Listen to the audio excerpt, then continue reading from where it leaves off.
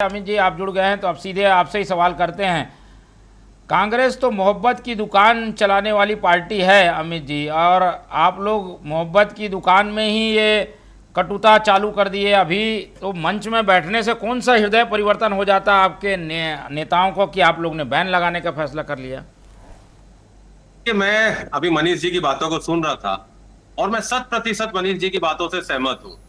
राजनीति में, सार्वजनिक जीवन में अगर हमारी आइडियोलॉजी हमसे 35 साल में जब कोई नहीं बदल पाया तो एक मन साझा करने से कभी आपकी आइडियोलॉजी नहीं बदलेगी। मतलब आप पप्पू बंजारे के जो फरमान से सहमत नहीं है, जो पार्टी ने के अध्यक्ष ने जो जारी किया है, जिला अध्यक्ष?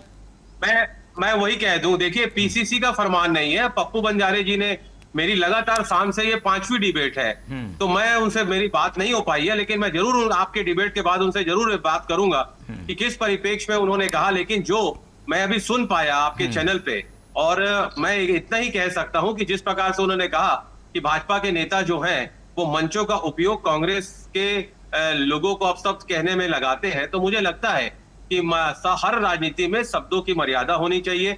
और कहते भी है ना कि शब्द सब सब कोई कहे, शब्द के हाथ ना पाओ, एक शब्द औषधि करे और एक शब्द करे घाव। तो निश्चित तौर पे मोहन जी, ऐसा कोई काम हमको भी नहीं करना चाहिए और भाजपा के लोगों को नहीं करना चाहिए। लेकिन अगर पप्पू बंजारे जी ने निकाला है, ये आदेश निकाला है, तो मुझे लगता है कि राजनीति में स्वस्थ संवाद तो अति आवश्यक है।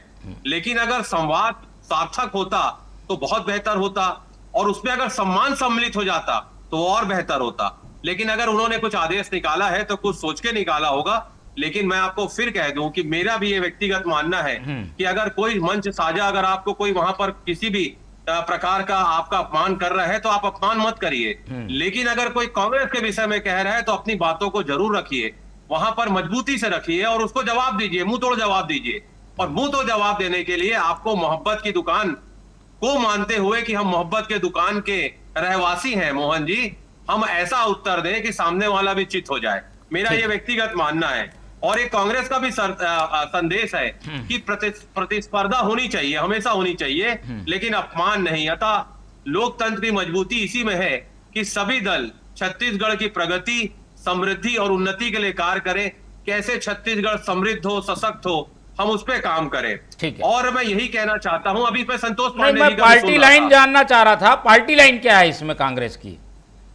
देखिए, मैं उत्तर वही दे रहा हूं कि अभी संतोष पांडे जी का मैं सुन रहा था कि कांग्रेस भाग रही है, रोका छोका कर रही है। ये डर नहीं, स्वाभिमान और मर्यादा की राजनीति हम चाहते हैं कि लगातार जिस प्रकार से यहाँ पर पप्पू बंजारे जी ने जो कहा, जो मैं आपके उस पर सुना, तो कांग्रेस और विचारधारा, हम गांधी विचारधारा के हैं और वो गोडसे विचारधारा के हैं, तो निश्चित तौर पे क्लेश तो होगा। लेकिन मैं फिर कह दूं कि मन साझा मेरा व्यक्तिगत ये राय है, और मुझे लगता है कि ऐसा कोई भी आदेश पप्पू बंजारे जी से जरूर अध्यक्ष जी बात करेंगे, हमारे संगठन महामंत्री जी बात करेंगे कि उन्होंने किस परिप्रेक्ष्य में, कोई पर्टिकुलर कोई घटना ऐसी हुई उसके परिप्रेक्ष्य में आदेश निकाला, किस परिप्रेक्ष्य में आदेश निकाला। मैंने उन्हें आपके चैनल पे बैठने से पहले फोन भी किया था, उनका फोन लगातार बिजी आ रहा है, हो सकता है कोई चैनल में ही वो बैठे हो। लेकिन मोहन जी, मैं फिर कह दूं कि कांग्रेस की लड़ाई किसी व्यक्ति से नहीं है, विचारधारा की मर्यादा के लिए है, और उस पे हम अड़िग है,